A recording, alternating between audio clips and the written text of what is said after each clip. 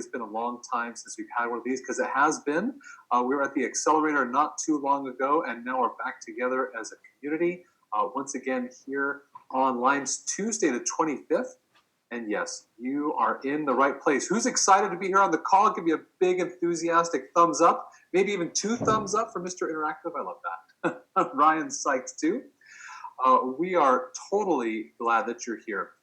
As you know, as we interact on this call, we have a Facebook thread where we keep our comments, and it's a way for us to capture all the stuff that happens here over in the Facebook community, so we can refer back to it, and people who aren't here, even though they ought to be here, can get to it too. So Jolie's going to pop the link to our Facebook thread right here in the Zoom comments.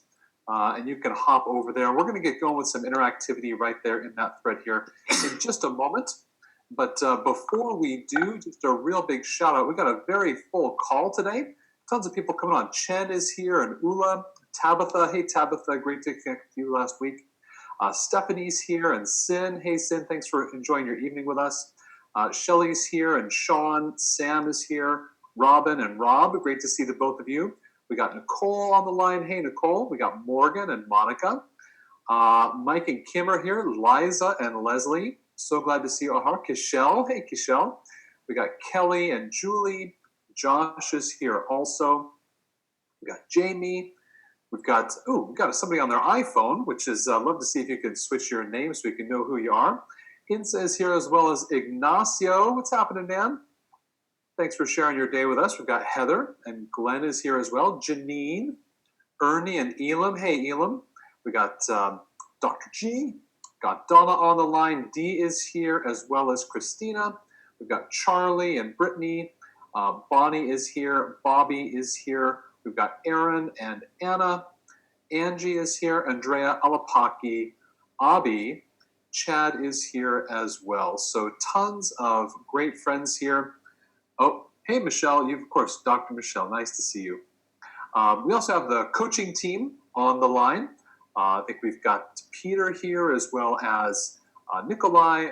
Natty is here. I think Martha, if she's not on, she will be soon. We got Eddie's, myself, as well as Jolie, the person who keeps this whole thing running for all of you. And last but not least, hey, we've got Ryan. Hey, Ryan. Hey, Brian. What's going on, man? Just another day in paradise. we won't break into song right now. Listen, thanks for that, guys. Super excited to be here and chatting with you today, and so awesome to be together at the Accelerator, and can't wait for Ask Live when we're all going to be together again. Oh my gosh, it is right around the corner, isn't it? It is right around the corner. We are T-minus a little over a month before we're all back together, so that's going to be fun. Yeah, we've got some cool announcements for you all about that. But first things first, let's go ahead and talk about some wins. So this is a place where we love to celebrate those things that we have accomplished since the last time we were together. That might be something for you since the Accelerator or since the last group call we were on. Go ahead in the Facebook group, take a minute to post your lanyard color, like in brackets. That'd be like brackets orange or brackets blue. And we'd love to hear from you, what your win is. What are you celebrating? We have had a lot of wins celebrated in our community already. And it's really great just to take a moment for all of us to get that all in one thread. It could be just as simple as, hey, I finished the Ask Method Masterclass. Given like how long that is, and it's so packed full of information, that's a win in itself. If you've gotten your funnel launched, maybe you even just got your deep dive survey launched out as a lean deep dive survey. Or maybe you've gotten your buckets, which is actually a huge win compared to where you were just a few short weeks ago. Maybe you've gotten your first leads in Bucket. You've gotten your segmentation funnel up and running, and you're starting to run that to warm traffic or some cold traffic. Maybe you've moved up a lanyard color. So maybe you've moved from that green to yellow, yellow to orange. You've gotten your first 1,000 leads. I know I've got some people here who will be celebrating some lanyard colors as well. So we've got some great wins coming in here from Josh and Sam. Morgan is here talking about some great revenue. Alapaki's got some win here. Got some hellos as well here in our Facebook thread. So I'm just going to give you a few more moments here. Sometimes you might not feel like your win is that big of a deal. It may not be something that compared to other people's wins you think to yourself, well, gee, well, that's a real win. But here's the thing. It's the little wins. It's the little things that we celebrate day after day, week after week, that help us build our confidence. And Ryan shared with us before, one of the things that is the most precious to us as entrepreneurs is protecting that confidence. And one of the ways that we do that is by celebrating our wins, no matter how small. Sometimes they can even be a win disguised as a lesson. So when something hasn't gone your way, but you've taken something from it, just go ahead and pop that into the Facebook thread there. We'd love to celebrate you and what's going on with you. So like I said, we got Charlie and Josh, Sam, Andrea, Morgan's got some revenue in there. Christina graduated from the master class. Yes, thanks for adding your name to the rolls there. Janine's almost a 2K leads. That's awesome. Boy, the thread's just kind of piling up here. It keeps on skipping up. We've got so many wins going on here. Pam, your win is stop thinking so much. That's great. Stop thinking about it. Just get it done. Sin's funnel, her offer, and her site are done. Donna's completing some new courses. Mike's graduated Aspect and Masterclass. That's awesome. Steve took a little time for himself. Jody's finished the Masterclass. Great job. So as you can see, we've got a lot to celebrate. I encourage you to post a win in there, no matter how small. As we continue on with Ryan, I think I'm ready to turn it over to you, my friend. And boy, if the Facebook Live and the responses to that you did over the weekend are any indication, this is going to be an amazing call. So Ryan, it's going back over to you. Awesome. Thanks so much, Brian. Appreciate that. Guys, I've got my iPad here next to me. I'm looking at all your wins, and nothing warms my heart more. It's so cool. Like for me, like the most rewarding thing that I get to do, one of the most rewarding things I get to do as a coach, and to the small role I get to play in your life is being able to watch your success, being able to follow your success. And for some of you, like I'm looking at some of you here, you joined the program, in some cases a year ago, 2 years ago. And, for you, maybe the road was a little bit longer than you thought it was going to be, and you stuck with it. And it's just like, it's so cool to see, posting, first 50 leads and getting to my, I'm about to get to my first 1,000 leads. And like, those things are so cool. Like, those are super important milestones. Remember to remember. It's one of the things like I tell, remind myself with my kids, cherish these memories, because you're going to look back at these days, and these are going to be the good old days. You're going to have a big, successful, massive business doing everything you want it to be not too long from now, and you're going to look back at these early days and remember, hey, remember when my bucket account only had 50 leads in it? Look at it today. Like it's so cool. So remember to remember this time. So with that being said, we're going to talk about mindset today, and I'm going to ask for your permission with something, and that's this. Usually when I do these calls, one of the things that I've tried to do leading up to the calls is spend a lot of time really preparing, almost to the point of putting together a super tight scripts that I can just kind of rattle off my answers. And on this call, what I want to ask for your permission for is if you would be okay with me just speaking from the heart a little bit. I have some notes in front of me. That's why I have my laptop here in front of me. But I was really moved by some of the questions that came up in the thread, and the courage it took, that I know for some of you to just put yourself out there and post some of the things that have just been just on your mind, weighing on your shoulders, in your heart, and to put it out there like that. So if it's okay with you, I'd like to just speak kind of from the heart, off the cuff, and like I said, I have some notes on this, and really share some things that have had an impact on me. Before I kind of dive in and begin answering your questions, I want to let you know, like this is a little bit hard for me to talk about. If you've been part of one of my copy trances before, where I just kind of go into Rain Man, copy mode, and just do this and boom, boom, boom, and say this and that, like that for me comes really easy. Talking about what we're talking about here today is something for me that's just a little bit more difficult, and and I just want to put myself out there, because you see a side of me like from stage and on video, and it's like super polished, and super rehearsed, and I just want to be kind of, this is like AMA unplugged, right? A little bit rough around the edges. If you're okay with that, I'd love to kind of just dive in and get started.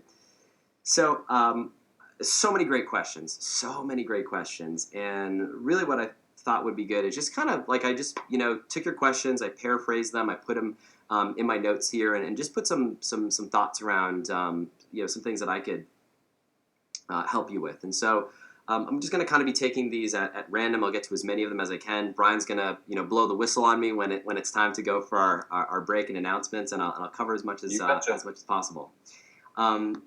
So here's a question that came up. I saw it come up from Stacy Olson, if you're on. Hey, Stacy. And Amanda Reuter. Amanda, if you're on. The question was really about how do you overcome feeling like what you're putting out there isn't good enough? How do you prevent that from holding you back from putting your stuff out there? I think that was Stacy, one of your questions, and Amanda, you had asked, how do you get past this isn't perfect mindset to take action? And I'll give you a few things that have worked really well for me.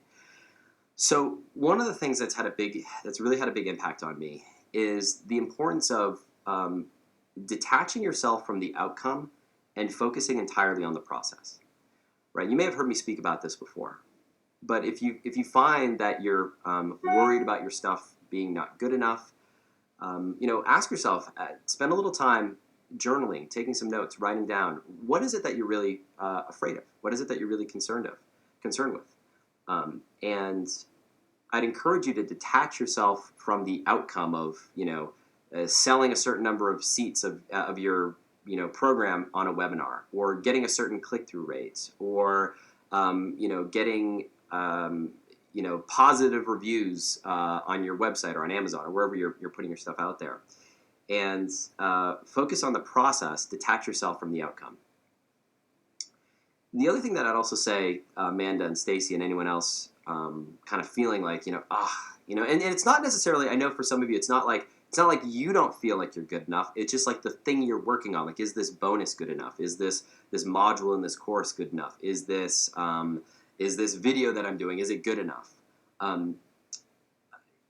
Focus when you're putting something out there for the first time on shift your paradigm in your own head around maximizing learning, not maximizing revenue. And so what I mean by that is when you put yourself out there, like for today, like I'll be honest with you, like I was telling my team, I was like, guys, I'm a little bit nervous for today's call. We're in the middle of our quarterly management retreat right now. So I've got the whole leadership team is downstairs. If you've been here to the brownstone, I'm upstairs. They're downstairs on the second floor. And they're all here. They're downstairs. They're meeting right now. And when we do these meetings, we start early. We go late. And I said, I'm a little bit nervous to talk about this. But one of the things that helps me reframe whenever I feel that way, like, is this good enough? Is, what do I have to say about mindset? Like, that was kind of my hallucination coming into this. It's like, yes, I know a whole lot about writing copy and high converting funnels and, how to build a business, but like mindset, like I'm not a mindset expert, but it's one of these topics that's been coming up so frequently that I feel like it would be a crime not to at least share the things that have had an impact on me. But I was feeling nervous. Like I felt unqualified. I felt not good enough. I feel like, the notes that I have here, I'm thinking to myself, gosh, is this good enough? Is this worth it? So I totally know what that feels like. For me, the key has been shifting, whenever I feel that way, shifting my paradigm to how can I maximize learning instead of maximizing success? Like, how can I maximize learning? So no matter what, coming out of this call, I'm going to learn something. I'm going to learn, you're either going to tell me, Ryan, this was crap. Or you're going to say, Ryan, this was awesome. Do more of it. You'll tell me something. And whatever that answer is, I'm okay with it. Like, I'm okay with it either way. And I'd encourage you, if you feel that way about whatever it is that you're putting out there, shift the paradigm in your head. Like, you're all about getting feedback. If you put something out there and everyone says this is terrible, everyone asks for a refund. I mean, gosh, what's the worst that could happen, right? They ask for a refund. They say this is terrible. So-and-so's product is so much better than yours. I can't believe you're charging money for this. What nerve do you have? All the things that people could say. Like, how dare you, you greedy capitalist pig. How dare you charge this amount of money for this thing? Like, what are the terrible things that people could say? Okay, cool. Let it wash over you. Take that feedback in. And how do you maximize learning from that? Okay, well, it needs to be better. No problem. Like it needs to be. We got to do something else. People weren't, satisfied with it. It's not a reflection on you as a human being. It's not a reflection on you as a mom. It's not a reflection on you as a dad or whatever identity that you have. It's just a reflection on that thing. That's it. And you move with it. And the one last thing that I'll say here is that's been really helpful for me is to get past that sticking point of feeling not good enough. There's nothing more powerful than a non-negotiable deadline to get something done. And I'm not talking about like a made-up deadline where you put something in the calendar. You say, I want to get this done by Tuesday next week. We all know, with our best intentions, like Tuesday comes and goes, and it's like, didn't get it done. But there's no consequences to that. However, for me, the thing that works for me, and I'll pass this on to you, is when I have some form of live event, some form of live presentation, some form of thing that people have booked in their calendar, they are signing up for it, they are showing up for it, even if it's a small handful of people, I will get it done. And I'll get it done as best as I can in the time frame that I've had. And is it perfect? No. Do I get it going? Yes. And so I'd encourage you to find a way, if you're at that place where you're like, is it good enough? Give yourself a non-negotiable deadline. How might you have some form of live events? It could be a virtual event, so like a webinar or a live cast or something like that, that people have signed up for. It's in their calendar that you just can't cancel. And use that as your motivation to say, you know what? This is the time that I've got. I'm going to make it as good as I possibly can in this time frame. It's not going to be perfect, but this is what I'm going to do. I'm going to give it all that I've got. So for anyone in that situation, Amanda, Stacy, that's what I might encourage you to think about.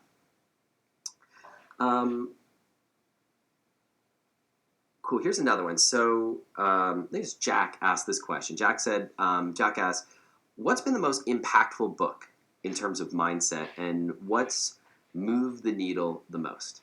Now, and I'll give you guys two books that have had a big impact on me, and you'll want to write these down or put them in the comments. And by the way, if you've got, I'll be kind of reviewing the comments as we go along. We're doing it unplugged style. It's a little bit more informal here. But if you got something that you want to add, if you're like, yes, or this has really worked for me, please. Like, we've got an amazing mastermind, right? There's stuff that, I'm just one person. The stuff that's worked for me may or may not work for you. But what I want to do is share the stuff that has worked for me, and that's at least a decent starting place. There's so many other brilliant people here in this group on this call, and if you've got an idea, if you want to like add something to what I'm sharing, like, hey, what's worked for me is this, or what I've found is this, or whatever you want to add, I encourage you to please add it in the comments. And if you've got a follow-up question to what I've talked about, I'll try to get to as many of those as possible as well. So Jack asked a question, what book? Mindset, what book? And I mentioned something earlier about detaching yourself from the outcome. So focusing on the effort that you put into something and detaching yourself from the outcome. And that's something that I learned from a book called Flow. So if you go to Amazon, you look up the book Flow. The author, and I believe I'm pronouncing this like 80% correctly. The author's name is Mihai Csikszentmihalyi. I think that's how you pronounce his name. It's spelled like Mihaly, M-I-H-A-L-Y, I believe, is Dr. Csikszentmihalyi's first name. And the book is Flow, and you'll see it when you look for it on Amazon. And the basic premise, if I could sum things up, like the secret to success, if I could sum things up, and it's a secret to being in a flow state, and we all love being in a flow state, right? Is three things. Number one, set your goal. Number two, detach yourself from that outcome. So counterintuitive, you just set a goal. Detach yourself from the outcome. And step three, focus 100% on your effort toward achieving that goal. And that's it. It's like one of these things where it's the Zen master, reading a fortune cookie to you, and it's like, oh, that sounds so simple. Well, how do you do that? But the reality is that's what I found in my life to be the thing that consistently moves me forward in my health and in business, as a parent, as a husband. It's set the goal, detach yourself from the outcome, and focus 100% of your effort, 100% of your attention on the effort you put into achieving that goal. So if you say, you know what, I want to make $5,000 from this webinar. Well, here's the thing: you can't control that outcome. You can't control if human beings in their homes are going to take out their credit card and pay you money. You just cannot control that. You'd have to go into someone's home, grab their arm, grab their credit card, type it in. Like, you can't control that. The only thing that you have control over is the effort you're putting in toward inspiring and motivating and encouraging people toward that action. So focus 100% of your effort on that thing. Detach yourself from the outcome and be okay with not hitting it. And the counterintuitive thing that happens is that's when I've hit my goals. It's bizarre, and it's like wait, how does that work? It's like it's just this weird law of the universe. So that's the first book. There's another book that's a classic. It's a book that I read years ago. If you haven't read it, it's a relatively quick read. It's a book by Dale Carnegie that's called Stop Worrying and Start Living.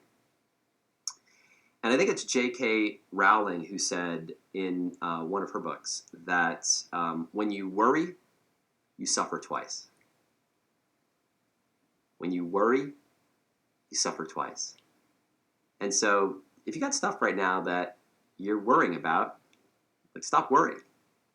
Stop worrying and start living is the message in Dale Carnegie's book. And it's a little bit, some of the language is a little bit dated. It's a little bit kind of in that a little bit sort of cheesy personal development, self-help type style.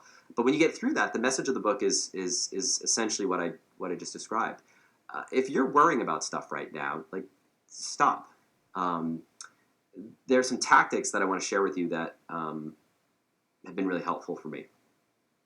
And one of them I'll share with you is, it's a question. I brought this up in a few of your questions, but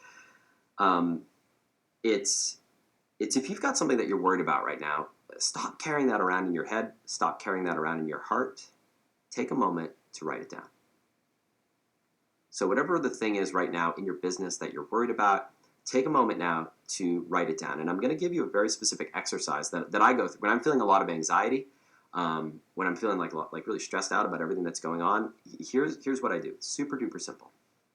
I take out a piece of paper, fold it in half vertical way. So, hold it like this, fold it half vertical. You've got two columns.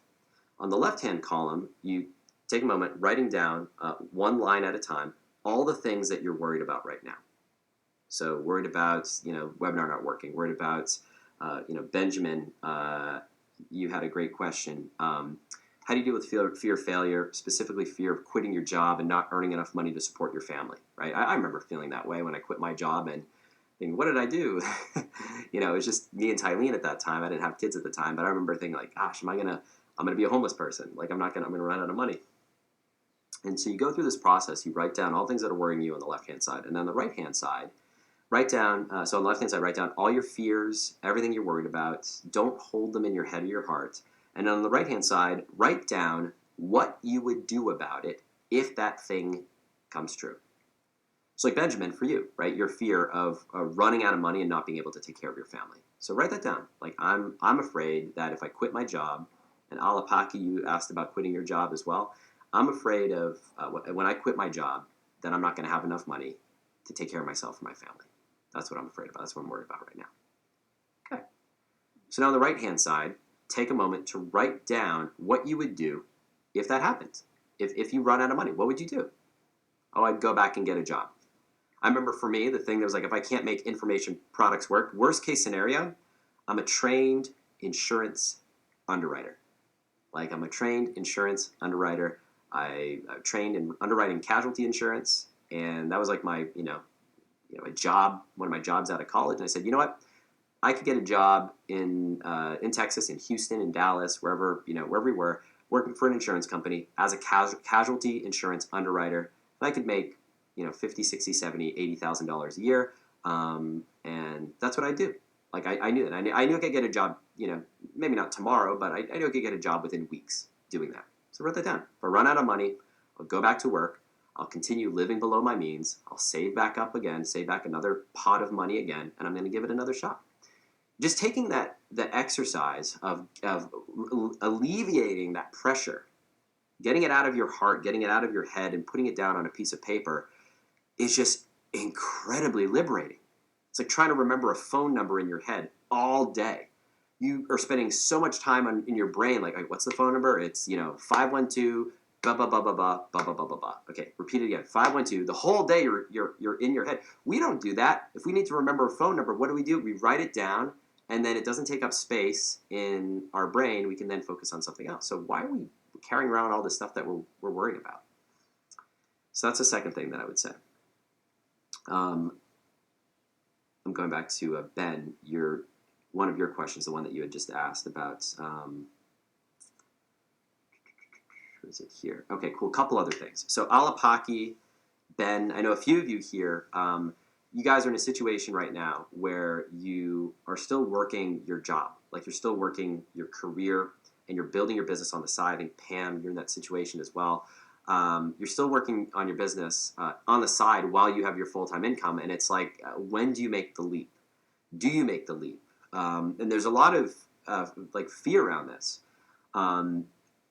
And I remember feeling that same way. I remember being in that situation where I was working for AIG, and I'm thinking, gosh, I do not want to do this for the rest of my life. And I'm like, do I just, I feel like I'm not making progress fast enough. Like, do I just quit? Like, what do I do?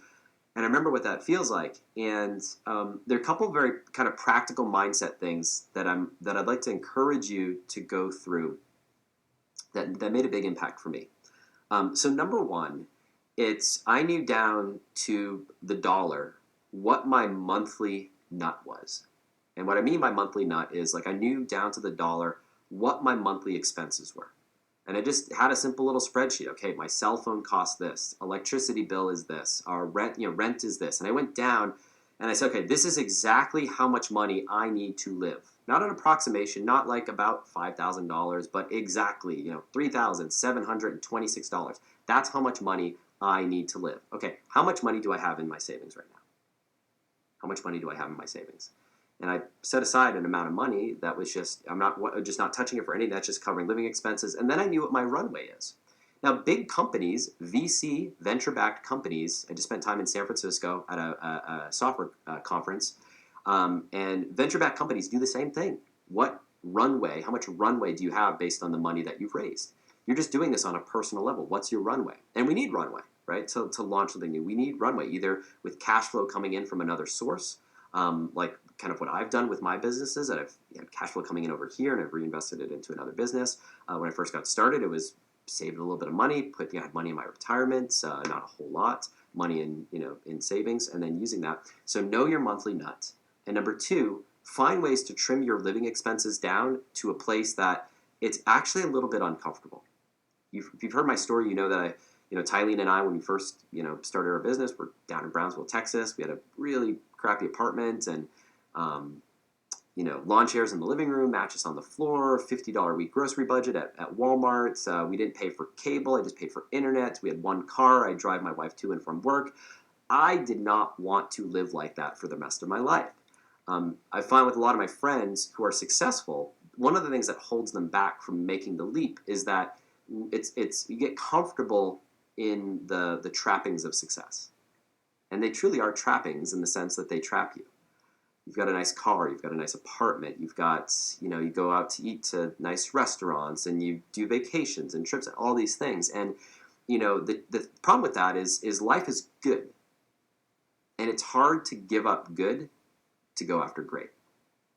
But when life gets a little bit uncomfortable, when you have discomfort, when you wake up every day and you say, you know what, I can't live like this forever, I got to do something about it. It's amazing how you're able to rise to the occasion, how you're able to step up, how you're able to see solutions in places where you didn't see them before. And so if you're in that situation, I encourage you to consider being comfortable in the discomfort, be comfortable being uncomfortable. What I mean by that is trim your living expenses back to the absolute minimum, right? Get rid of all that stuff. That gives you a longer runway, and it lights a fire under your butt to make that business work. So those are some of the things that helped me a lot. I'm just kind of going all over the place here. Yeah, Ryan, hey, do you mind if we ask for a little bit of feedback? So if you've been thinking about how these sorts of things could apply to you and the challenges that maybe you were aware of or weren't aware of until this call, just drop us a note in the Facebook group. Might be helpful just for us to get that feedback from you, and also from some of your fellow coaching members, being able to hear and see what you're up to and the kinds of things you're struggling with. I also see a lot of tips in here. People are hearing things again, like, oh, I knew that, but wow, this seems like I could apply it. There's a lot of great comments there in the Facebook group. So just take a moment now to record some of your thoughts or how this might apply to you or how you might do things a little differently here. And so we can get back to Ryan's teaching. Go ahead, boss. Awesome. Thanks for that, Brian.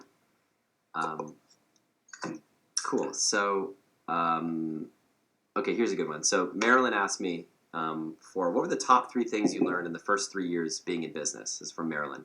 And I know she's up at like 3:30 in the morning right now watching this. And, I could have shared 3, but I wanted to distill it down to one thing. And I still remind myself of this all the time. And it's this. As an entrepreneur, it's never as good as it seems, but it's also never as bad as it seems either. So I'll say that again. As an entrepreneur, it's never as good as it seems when things are going good, but when things are going bad, it's never as bad as it seems either. And I say that because a lot of times we see other people who are like celebrating their wins and it's like, oh my gosh, that sounds like so amazing. But oftentimes there's something latent that's hiding behind the surface that we don't have, it's not as comfortable for us to share those things. You know what it's like when you think like, oh my gosh, when I get to whatever goal you've set out for yourself, everything's going to be like amazing. No, it never kind of reaches that. But by the same token, when things are going really crappy and it's like you're super stressed and it seems like nothing's going well, it's never as bad as it seems either. And I'll give you a visual example of this if I may. So you guys remember my muffin top post on Facebook? So that was, when did I do that reading? I did that reading on about 2 weeks ago. About 2 weeks ago. And, I had my, I don't know if you can see this, but a little bit difficult to see small, but at the very bottom, I'll post this later. At the very bottom, I had my my body fat measurements that I've been measuring like every 2 weeks. And I stopped measuring it, and like 5 months went by, and I realized, oh my gosh, I went from like 12, 13% body fat up to 18% body fat. I've never been at 18% body fat in my life. So, whatever, it's not a comparison thing or anything like that. Some of you here on this call that are at 9% body fat, some of you who don't know what your body fat percent is, that's not the point. The point is, for me personally, I had never been there before, and it was like a low. It was like what have I done to myself? I let myself go. And so that was like my low.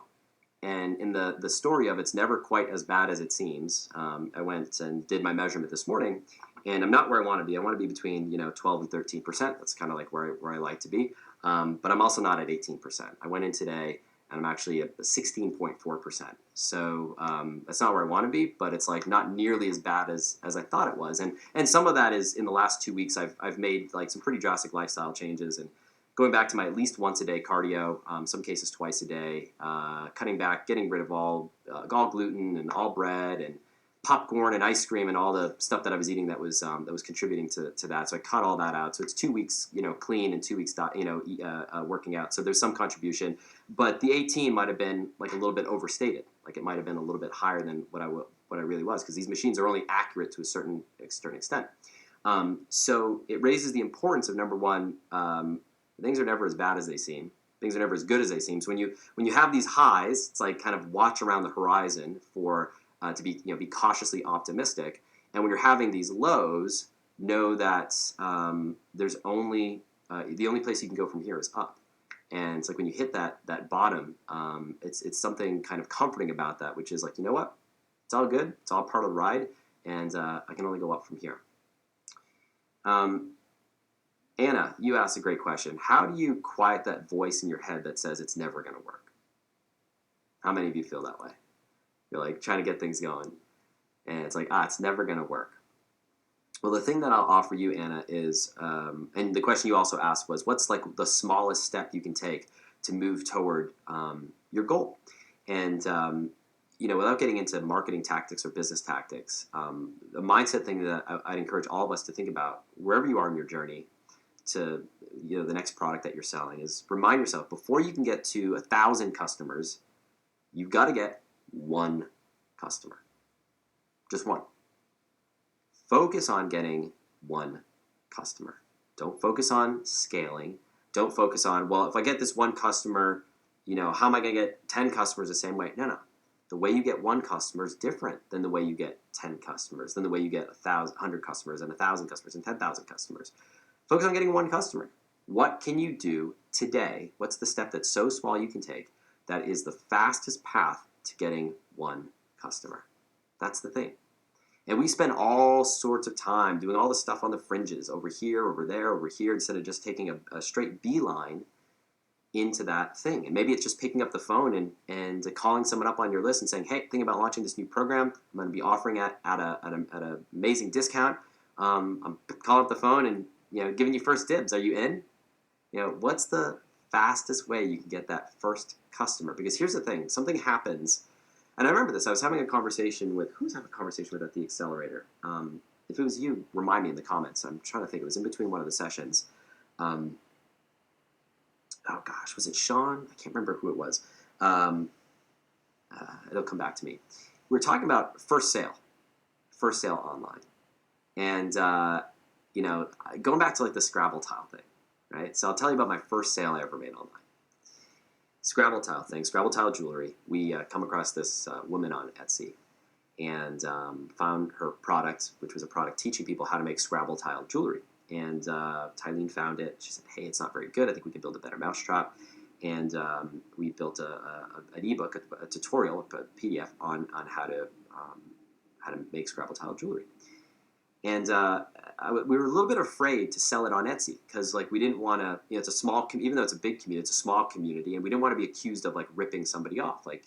Even though there are hundreds of people making this jewelry, it was only this woman and a handful of other people who were making these tutorials. And, she was selling however the math worked out, about $300 a day worth of this tutorial. I think it was $10 tutorial, $30 tutorial, 10 sales a day, $300, somewhere in that neighborhood. So anyways, we said, well, let's just sell it on our website. So we sold it on our website. I started driving Google AdWords traffic to the thing, and it was just one of those moments where you put it out there, and it's have you ever sold something? You send an email out to your list, and you're frantically checking your cart, is it refresh, and just the sale never comes. You're oh, there must be something technically broken, the link's not working. You purchase it yourself with your credit card, and your order goes through, and you're oh, I guess there's nothing technically wrong. Well, that's kind of where we were. Where I launched it, and it was nothing, no sale. Next day, no sale. I was spending $5-10 a day on Google AdWords. It's no sale. And then almost forgot about it. I was just going to leave it running. I said, we'll move on to the next thing. And then it was one day we got that email from PayPal. And I think we're using a software called Payloads with a Z, Payloadz. I don't know if this software even exists. I think that's what we're using. That was our checkout software, some super sketchy, whatever we could afford at the time. Payloads. And that first sale came. And I remember, what my immediate thought was after that first sale came? I was waiting for an email where they were going to ask for a refund. That was the overwhelming thought I had in my heart, in my head. I was you know what? Where's the refund? And I was refreshing my email inbox, waiting for them to, refund. And I think the person asked a couple clarifying questions, but fine, they're off, keeping the thing. It was holy smokes, it works. We can do this. We got our first sale, and then it's all right. Well, how do we get another sale? And then I remember it was maybe a week went by between the second sale, and then the third sale was 3 or 4 days later. And then I remember we had one day where it was 2 sales in the same day, and it started taking off from there. And we just kept focusing on effort, and then we said, you know what? Let's put it on Etsy. And then we started getting sales on Etsy, and we put it on eBay, and we started selling them on eBay, and they just the sales kept coming in, and but it. I remember those feelings of doubt, is this actually going to work? And the best gift you can give yourself to prove to yourself that it's going to work is to get that first sale. Race your life depends on it to get that first sale, because when that happens, it becomes real. Someone has transacted money. They have taken their wallet out. They've paid you a sum of money for the work that you have created. And it's when that happens, it all becomes real. It all becomes real. It's your first day of college. It's you think about it, all through high school, and you're oh my gosh, what is it going to be like? And then you show up and you're there, and you're I can do this. It's real. So that's what I would say, Anna, in your situation. Cool. So speaking of working together, Mike asked a great question. Mike Anderson. Mike said, "What's the single most important lesson about mindset you discover when it comes to working with your spouse early in your journey?" How many people here? Raise your hand. Leave a comment. How many people here work with your significant other in your business? So your partner, your spouse, your boyfriend, your girlfriend. How many of you work with your partner in some way in your business? Well, I'll tell you, listen, working with your partner in your business is not easy. It's just not easy, because in typical relationships, you have a career, you have some sort of vocation. Your spouse, your partner has some sort of vocation, and then you come back together, and then your relationship is the space between both of you, separate and distinct from the things that you're working on. That identity starts to become, the lines become blurred, right? When dinner conversations are, hey, did you update the website? And hey, did you ship out the product? And hey, did you pay this vendor? And hey, have we paid the taxes? And like all the things that come up when you're working with your partner. It's not easy. It takes sacrifice. But I'll share something that I learned from talking with Esther Perel. So Esther Perel is a New York Times bestselling author. She has an amazing TED Talk. She is one of the foremost experts in relationships, and one of the areas that she really excels at is relationships between romantic partners who are also involved in some sort of endeavor together. So artists, couples who are artists whose arts they work on their art together. Couples who are entrepreneurs who their art is the business that they've built together. They have a child, so to speak, that's not a human child, but the brainchild of their work together. And I was at a mastermind that she and I are both part of, and she's just absolutely brilliant. I'm a huge fan of her work, and one of the things, she's Belgian, and so she speaks with this great accent, and I can't replicate her accent. But one of the things she taught me, she said, in every relationship, one of you is primarily the accelerator in the relationship, and one of you is primarily the brake. And to have a functioning relationship, you need both. You need both. If you only had the brake, you wouldn't go anywhere, and there'd be no progress, there'd be no momentum. But if you only had the accelerator, then you would be out of control. And that which frustrates each of you about each other, the brake is frustrated by the accelerator is frustrated by the brake. But that which frustrates each of you is what makes the relationship work. And instead of being frustrated by that, accept and live in that tension. Accept and live in that tension. It's the tension that's what makes you both work. It's the tension that makes the relationship work. It's the tension that makes the business work. And when you shift your paradigm from frustration to acceptance and recognizing that tension as the gift, as the drive shaft, as the crux, as the key to making the whole thing go, all of a sudden, your perspective shifts from anger, resentment, frustration, just exhaustion, to gratitude, acceptance, and being grateful for that difference. Being grateful for the brake, being grateful for the accelerator. So as a next step, if any of you are, if you're a couple and you work in your business, I'd encourage you to study Esther's work. I'd encourage you to watch her TED Talk. I'd encourage you to study her stuff. I've had the privilege of working with her and meeting with her, in person, and she is brilliant. So, Mike, I hope that hope those words share. Esther is something else. Cool. Well, Ryan, we're kind of at this halfway moment in the call. Awesome. I know we're getting in there deep, folks. If you're enjoying what we've been at this call, a little bit different flavor, right? just kind of pop in the Facebook comments there, say awesome right in the Facebook comments. Just take a moment to do that. Going to kind of bring the energy up a little bit because we've got some announcements, and some of them are pretty darn exciting. The first announcement is that we are going to celebrate right here, right now on the call, those people that have moved up a lanyard color in the month of September. So super awesome. We are so glad to be yelling out these names here. So moving up to yellow is Josh Ubaldi and Sarah Machon and Dee Gredler.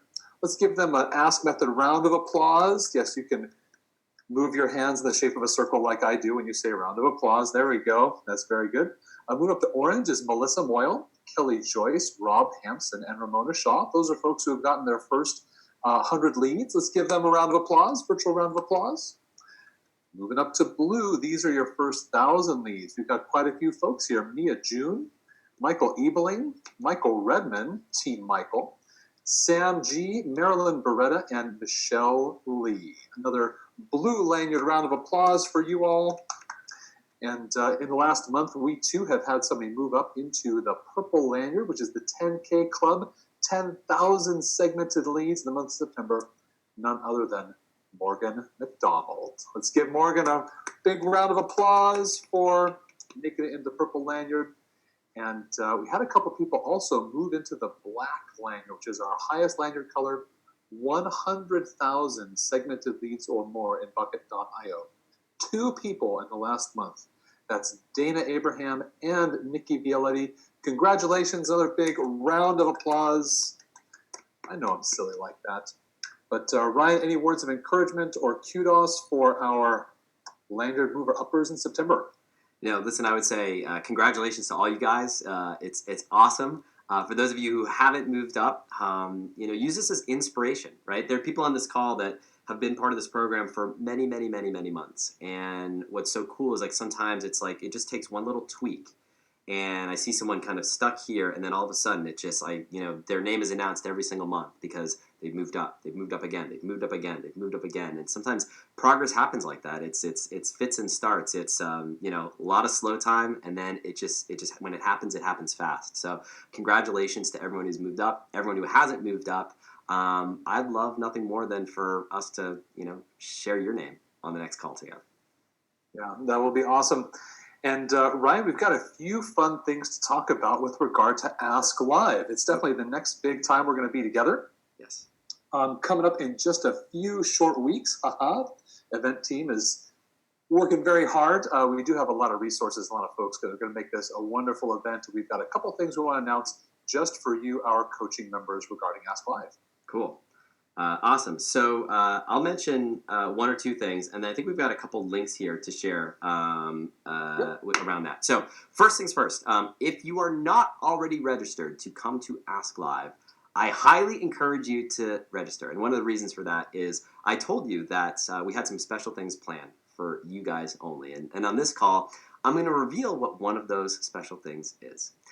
So one of the things that we're going to be doing is the evening of day 1. So after the end of day 1, and the evening of day 1, I've set things up to have a private dinner reception just for us.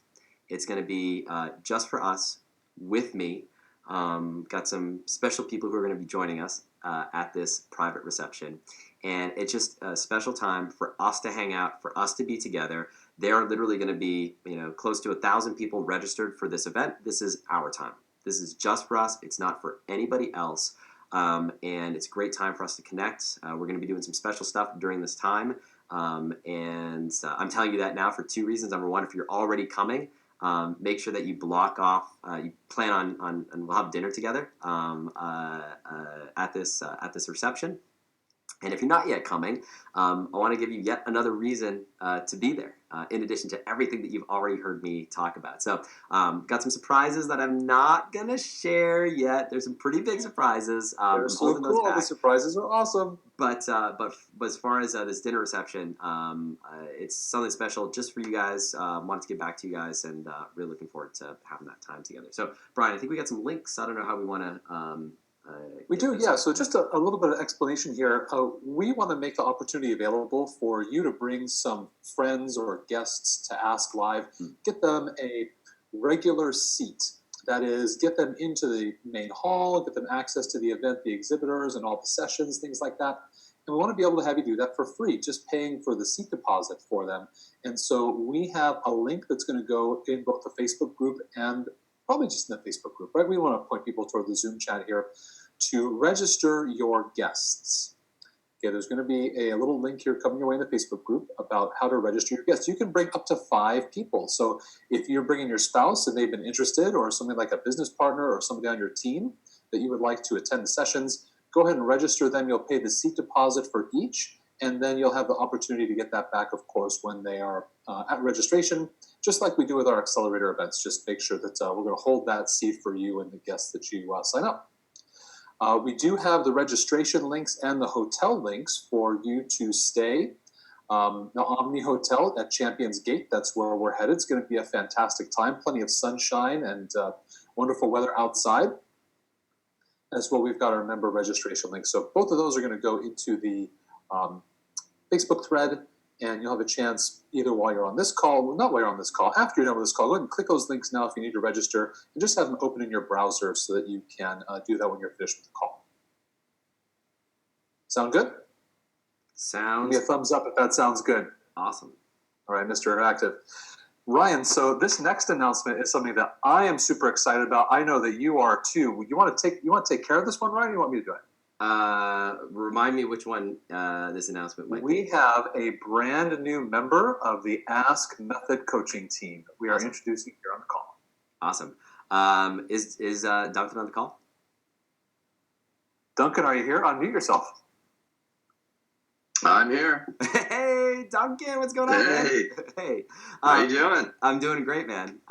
So super excited to have you here, and I'm really, really excited to make this announcement, and that is, for those of you who were not at the Accelerator, the most recent Accelerator, I mentioned that we are growing our team. We're adding more coaches as we're rolling out the one-on-one coaching program to everyone here in this group. We're adding more coaches, and one of our first coaches that we're adding is someone that some of you actually had the opportunity to meet with and really get unstuck and get some help from, and that is our very own Duncan. Duncan is joining us here with, like decades of coaching experience. He is absolutely incredible. For those of you who haven't had a chance to meet with Duncan yet, I had 3 people, no less than 3 people at the last Accelerator come up to me and say, hey, I sat down with Duncan and I was stuck and he completely helped me get unstuck. So I'm personally super excited to bring Duncan on the team. Duncan, my man, to put you on the spot here, I'd love to throw out there and tell us what are you most excited about in joining the Ask Method Company coaching team? Well, one thing that I'm really excited about, especially being at the Accelerator, was getting to meet everybody that was not only part of the team, but also part of the program. And you have an amazing group. I got really excited working with everybody.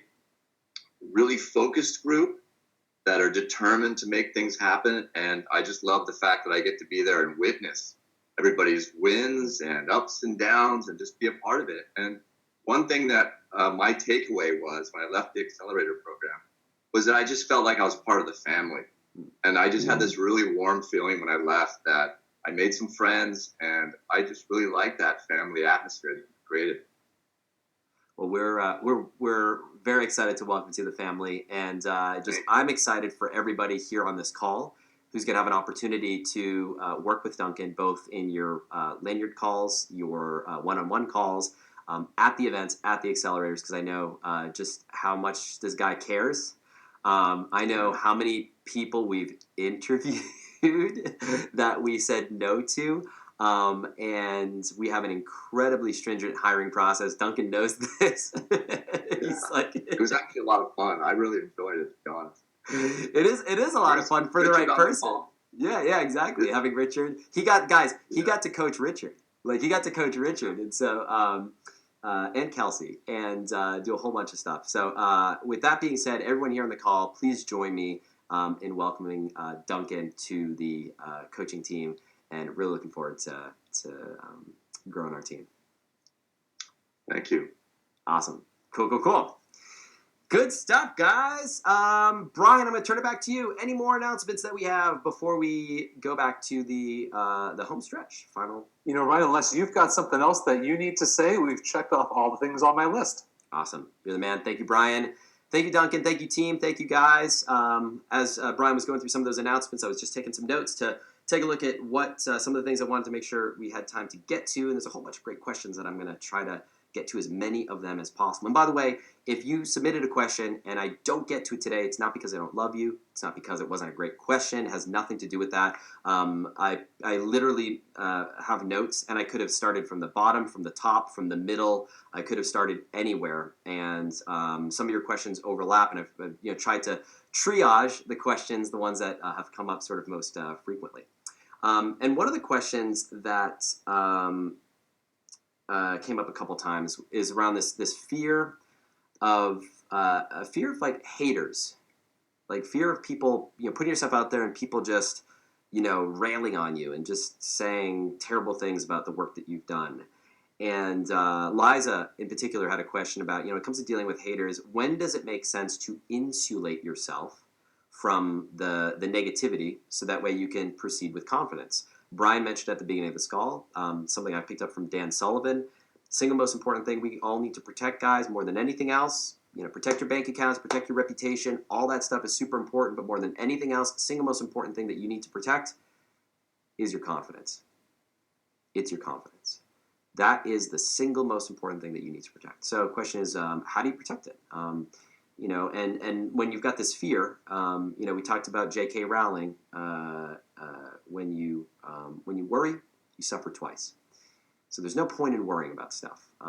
But when it comes to haters, here's some tactics that you can use to help you get through it. So number one, once again, write down what is the absolute worst that can happen.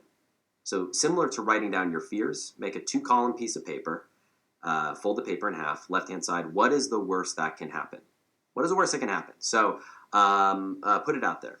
And then writing that down often makes us realize that's not as bad as it seems. Sometimes I've done this and I've laughed at myself and realized how silly I was, right? Sometimes you hear other people say what they're worried about and you kind of, you're like, oh, what's the big deal? And then it comes to your life and you're like, whoa, it feels like a big deal. So one of the things you can do when it comes to hater comments is take time to write down your own hater comment about yourself. Like the worst possible comment that you could think of someone leaving, like the worst email that someone could write to you, the worst Amazon review, the worst post on Facebook, the worst comment on one of your Facebook ads, the worst comment on your YouTube video. Just take time to actually write it down. Oh my gosh, who does this Ryan Lebeck think he is? He's a total fraud. All he's doing is teaching people how to make money. I bet he's never made money, doing anything else other than teaching people how to make money. He's just out to make a quick buck. He didn't care about people at all. Oh, great, yet another guru. Like that's all we need is another guru. Like write all the things that you're worried about. Just write them down. Put them on paper. It's this magic transference that happens when you do this, where the weight is lifted off your shoulders. It's out of your heart. It's out of your head. And you look at the words and you read the words and you're just kind of like, you know what? Like, it's all good. Like, it's no big deal. It's kind of like getting practice, being rejected. You get practice being rejected. You practice enough times, but when it happens in real life, the sting isn't as potent. It's kind of like you've come to accept it. It's like, you stub your toe enough times, do it to yourself, you'll feel what that pain is. And when you actually really stub your toe for real, it's like, oh, I've gotten used to this pain. I know what it feels like. It's no big deal. And you don't fear the pain. Because honestly, the fear, the worry is so much worse. I've had every possible insult that you could imagine someone saying to me, they've said it.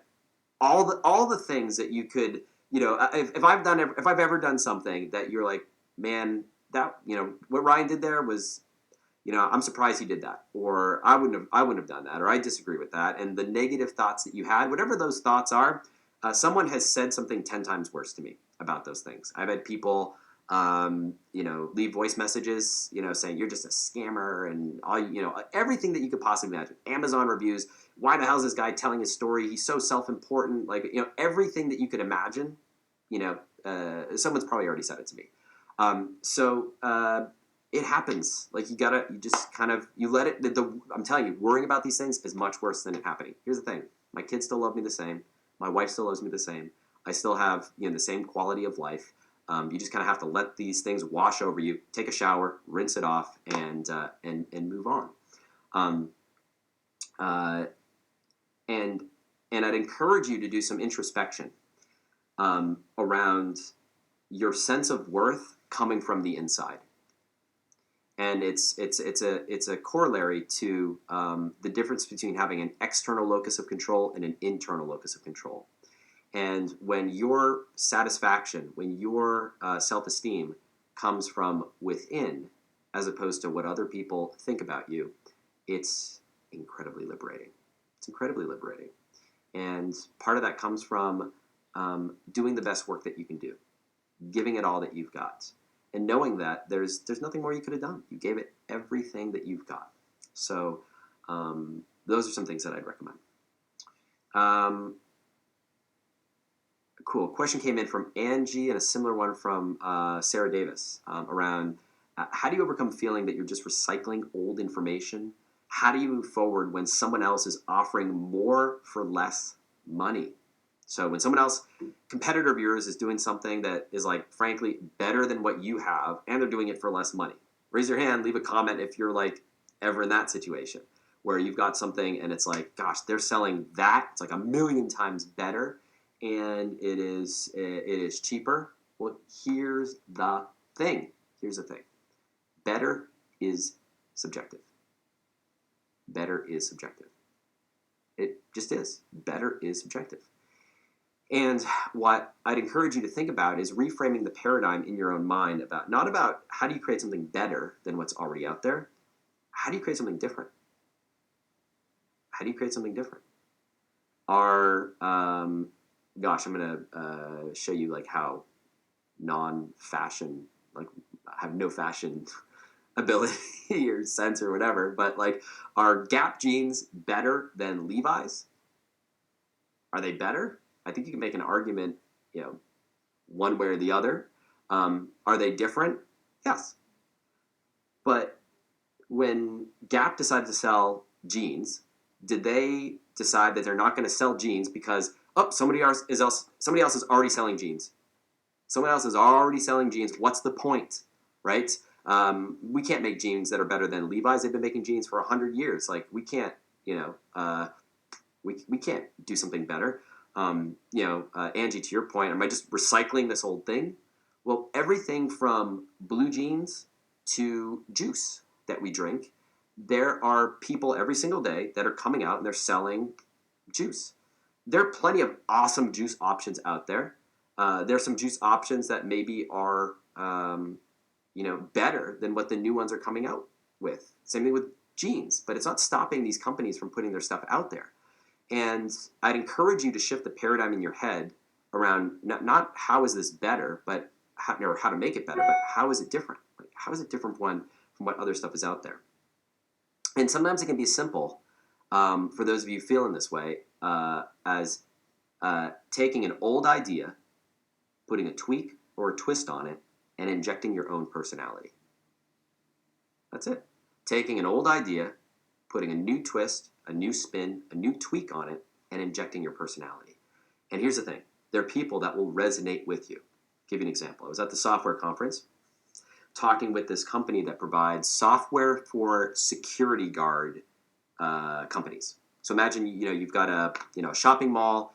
They have a security guard company that they've got patrol cars and people roaming the mall and everything like that. Well, this company provides software for those businesses, for security companies like that.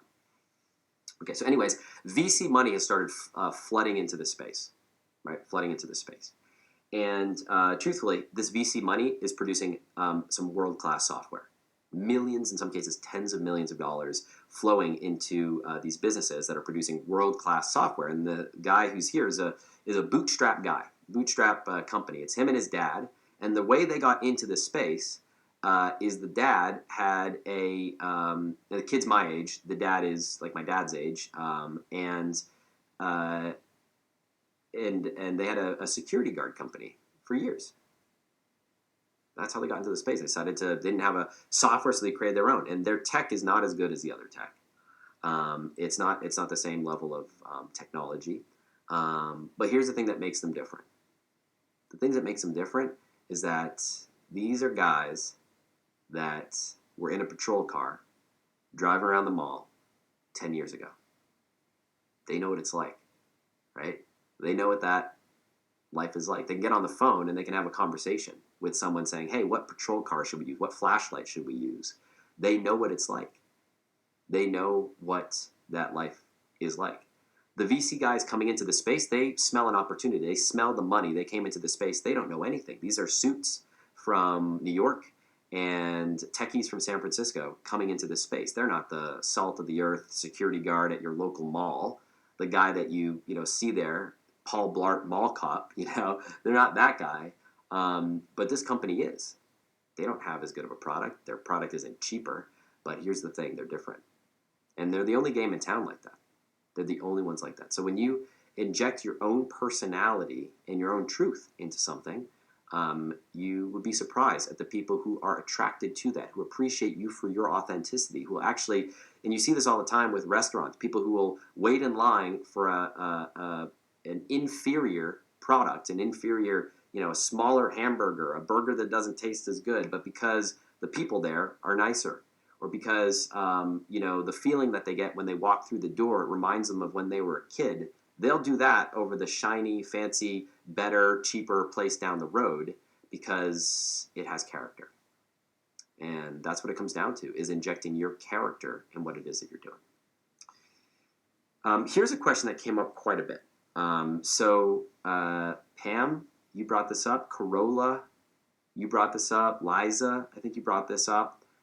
Brittany, Esther, Andrea, you brought this up. And, the question really, and phrased in a few different ways, has been, how do you personally overcome imposter syndrome? Even with all the degrees and experience, this was Brittany. This is what you had said, Brittany. I'm paraphrasing you guys, so I just to kind of capture the essence of what you had brought up. You said, even with all the degrees and experience, you don't put yourself and your stuff out there. How do you believe in the transformation that you can provide if you haven't yet done it for anybody else? Carola and Liza, you had brought that up. Andrew, you said, how do you overcome not feeling expert enough? And Pam, you brought up, Pam Burke, how do you believe what you have is enough? And a few things here. So I mentioned to you last night, I reviewed all your responses. Again, I'm in the middle of our management retreat right now. Early mornings, late days. We worked till, I didn't have dinner last night until 8, 9 o'clock at night. Worked up until then. Ate dinner, put the kids to bed. And 10 o'clock at night, I'm staying up late, looking over your stuff, and I'm doing it happily. I love looking over your stuff and giving you feedback. I just wish I had more hours in the day. I wish I had more I could give to you, really is what it comes down to. I wish there was more of me. I wish I had 48 hours in the day so I could give to my family, I could give to my team, I could give to you guys. I wish I had more. But I'm giving it everything that I got. And I didn't feel like I had anything of value to share today, right? It's not like, conversion rate trick. It's just, this is a topic that it's like I said at the beginning of this call, it's not easy for me to talk about this stuff. And I just said, you know what, I started thinking about some of the things that would work for me, and I just started putting some thoughts down. It's like, that's what I'm looking at right now. I just jotted down some prompt words and things that have had an impact on me. And one of the things I want to share here is a couple things. So if you feel like an imposter, when I've felt this in the past, and I've done some serious introspection, one of the places that this fear has come from is often been about my colleagues judging me. like people who are at my level or higher judging me. So the person, I thought, thinking about, Chinese as something I studied in school, right? So Chinese, thinking about my peers whose Chinese is much better than me, much better than mine, that have broader vocabularies, speak with better grammar, their Chinese is just better. Like it's not different, it's better. Thinking about other people who have studied, and it's one thing for me to walk into a room of people, Caucasians or non-Asians who don't speak any Chinese, and then speak Chinese. It's like, oh wow, that's cool. But then walking to a room of like a few colleagues whose Chinese is much better than mine, pointing out like, oh, you didn't say this right and this was wrong and everything like that. So I think a lot of that fear comes from colleagues judging us, not necessarily the market judging us. In the orchid space, there are people who know a lot more about orchids than I will ever know about orchids. But I remind myself that's not my market. That's not who I'm speaking to.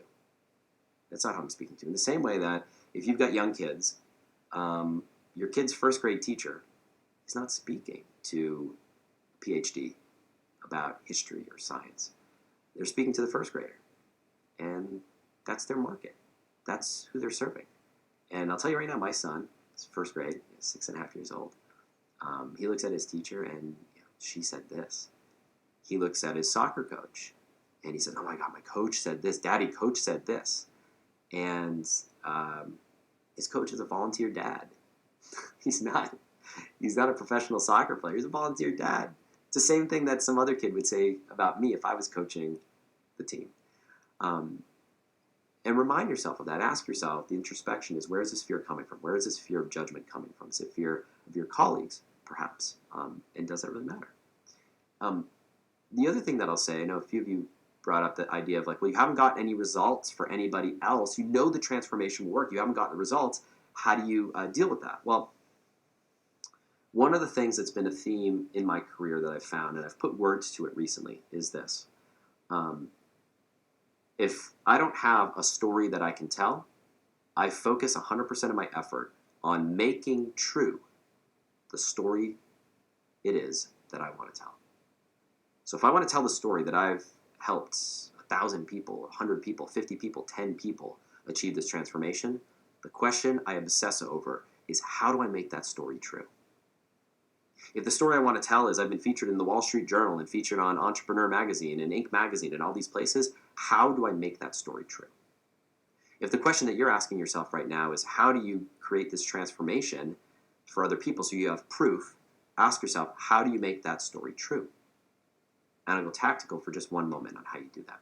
Here's exactly what you do. And write this one down. You go to your deep dive survey. All the people that you've asked, what are you struggling with? The people who have poured their hearts out to you and said what they need help with. What you do is you go back to those people and you say, hey, here's the deal. I'm putting together this new program. I'm doing this new thing. And I'm looking for a small number of people to work with in a close way to help achieve the results that I've promised. And here's what I'd like to do. Instead of charging you $500, $1,000, $2,000, $5,000, whatever the price point is, $5,000 to work with me on this thing, instead, what I'm looking for is someone who's willing to maybe pay a small amount of money or maybe do it for free in exchange for giving me your feedback on your experience and the results that you get. Is that fair? That's how you get your first case studies. You go back to the DDS. You get results for somebody. And you demonstrate not only to yourself, but to that person that what it is that you teach works. Remember I mentioned Dan Sullivan, the single most important thing you need to protect is your confidence? That's how you get confident. The reason why I'm so confident in what it is that I teach is because I've seen the results. We started this call, announcements. How many people have moved on up using what it is that I teach? I make sure I've built this into my life, that I see proof every single day of what it is that what I'm doing works for people. And I'll tell you, it's not easy. It doesn't come right away. It comes from volume. I saw, Andrew, you asked a great question. And I think I'm down to the final few here. Andrew, you asked a great question. How do you overcome the feeling that your past success was just a fluke? Anybody here feel that way? Anybody here feel like you did a webinar once and it worked that once? How's it going to work again? Started a business once. Is the next business going to work? If you feel like your past success, if you're feeling right now that your past success was just a fluke, listen, I can completely relate. That's like my story. Went into the Scrabble tile jewelry market, went up, went down. I said, that was a fluke. I got lucky. So I said, all right, I'll do it in the orchid care market. Orchid care market took off, still makes a ton of money, to this day. And I said, you know what? I didn't believe it. So I went into another market, memory market. Don't do what I did. I went into 23 freaking markets. 23 markets, 23 stupid businesses before I finally proved to myself, all right, this works. I'm good enough to now teach people. I'm good enough to now teach people. Here's something that someone shared with me, and I'll share it with you now. The first time you do something might be a fluke. But the second time you do something, it's a trend. And the third time you do something, it's a pattern. And if the third time you do something right, it means it's a pattern of success. You don't have to do it 23 times like me. You don't have to. Andrea, this is your third business, fourth business that you started that you'll get to that 6-figure level. You've got all the proof you need. It's not a fluke. I'm telling you right now. Success is not a fluke, right? First time, yeah, maybe get something. Do it again. Do it a third time. It's not a fluke. You got this. You got this.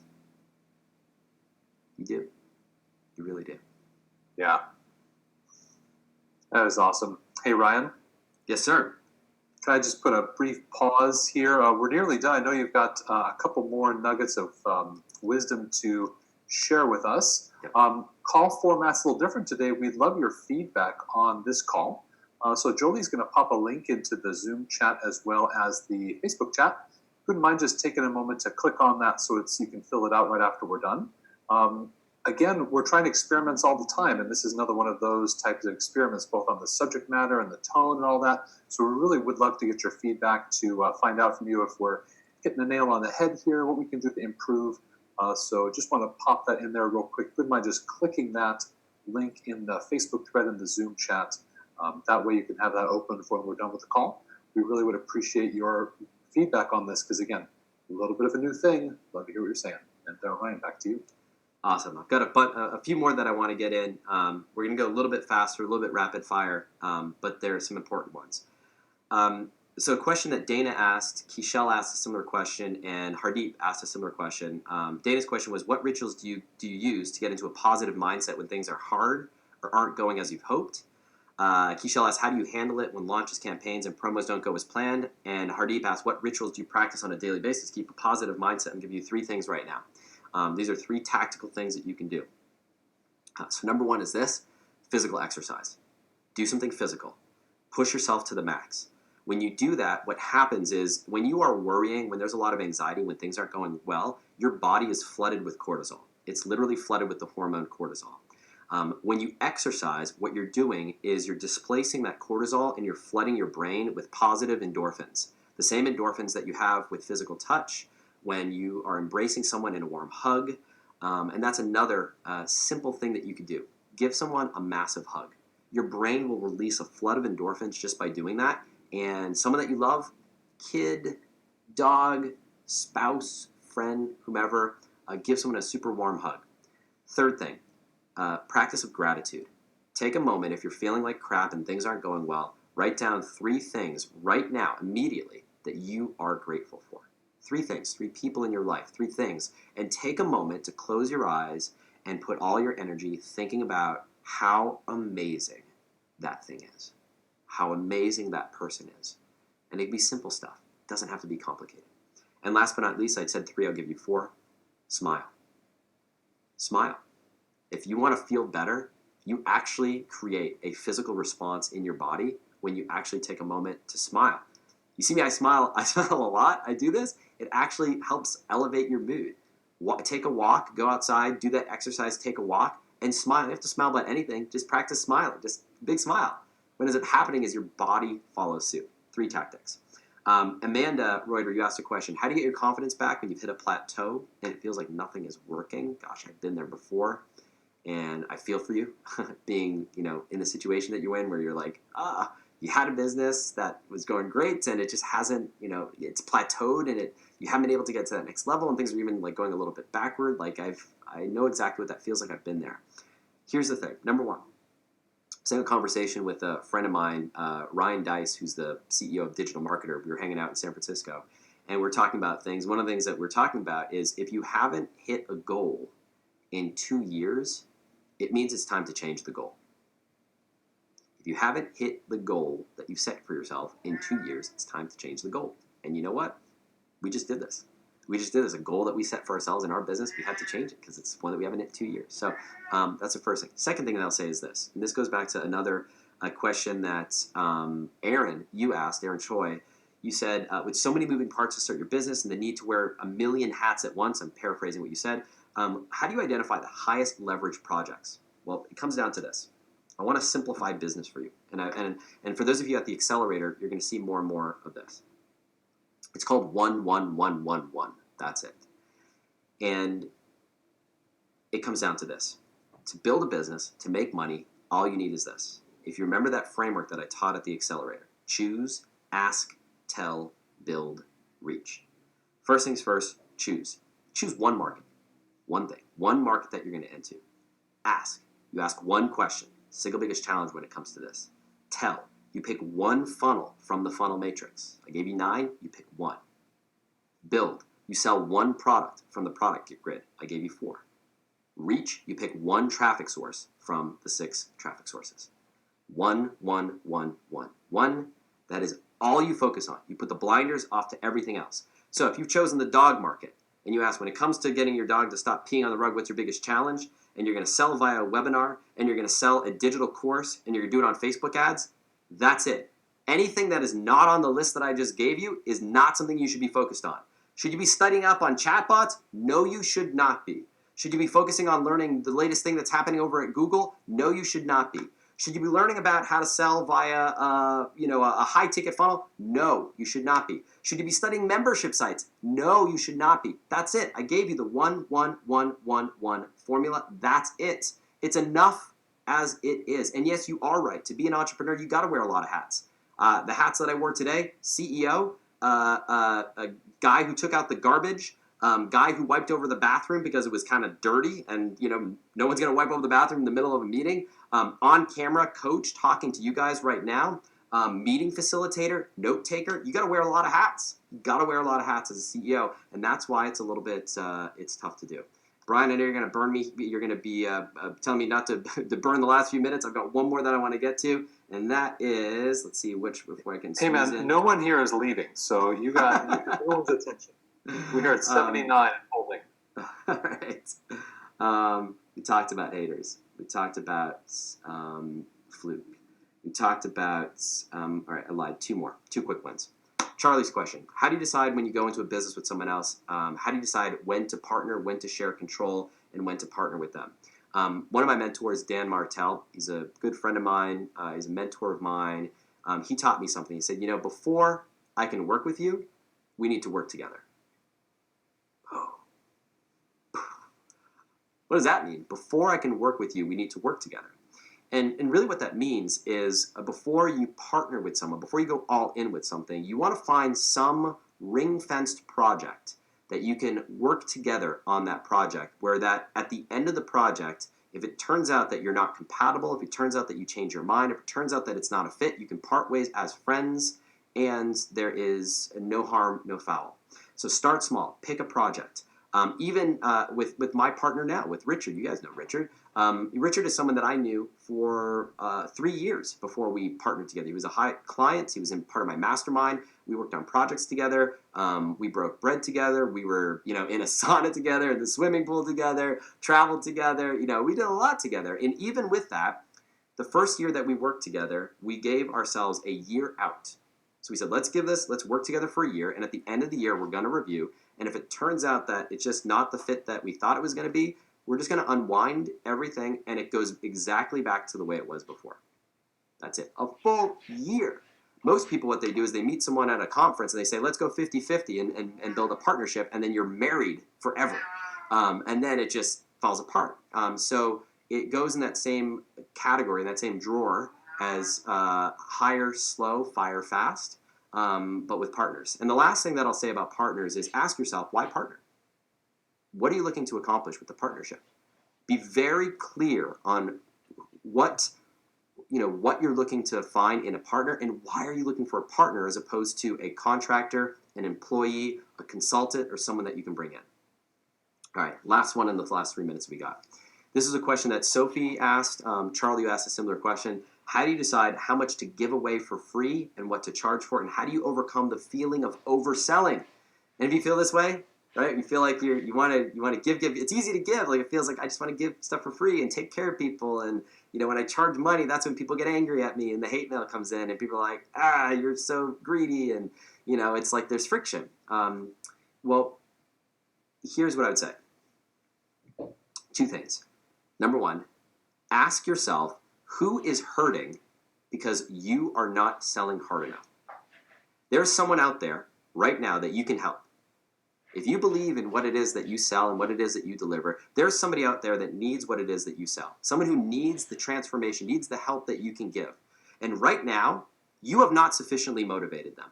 You have not sufficiently inspired them. You have not done your job to get them to move off their butt and to take action on the thing that you know can transform their life. And I would go as far as saying that you have a duty, you have a responsibility to motivate that person to a point where they say, you know what, screw it, just do it. I'm going to do it. So that's the first thing. Second thing is this, and I've shared this line with you before. I first learned it from Michael Hyatt. I'll pass it along to you, and that's this. Those who pay attention. And you being here on this call right now, in the middle of everything that you've got going on in your life, is evidence of that. You've invested a not insignificant sum of money to be part of this group. And when you made that investment, 2 things happened. Number 1, you instantly unlocked all the benefits that you get access to being part of my inner circle. You get access to me, you get access to my team, you get access to the content, you get access to the events, you get access to all this stuff. But I would argue even more important is you've unlocked something inside of yourself. You've unlocked something inside of you where you said, you know what, I am going all in. You made a commitment to yourself. The investment that you've made is an investment in yourself, and the commitment that you've made is not just a commitment to me, it's a commitment to yourself. You said, you know what, I am going to finally do this effing thing. The thing that you've been set out, that you've been trying to make work, the thing that you want to get to, the level in your business that you want to get to, you made a decision that day where you made a commitment in yourself. And it doesn't come with free. It doesn't come from reading free blog posts and watching free videos on YouTube. It comes from making an investment in yourself, an investment that you actually have to think about, an investment that you're saying, gosh, if I'm going to do this, it means that I'm going to go all in. And you can pass that same message to your clients. You can pass that same message no matter what market you're in. You don't need to be in a market where you're teaching people how to make money. Sophie, in your business, you can teach people how to improve their health, and the same message applies. Those who pay attention. And you should feel guilt-free when you ask someone to make an investment in themselves. It's not an investment in you, it's an investment in themselves to experience that transformation. Because you know when they take that step, they're going to get to where they want to go. With that being said, we're 1 minute past the top of the hour. Brian, do we have any final things that we need to wrap up with before we wrap up here today? Thanks, Ryan. I think that is it.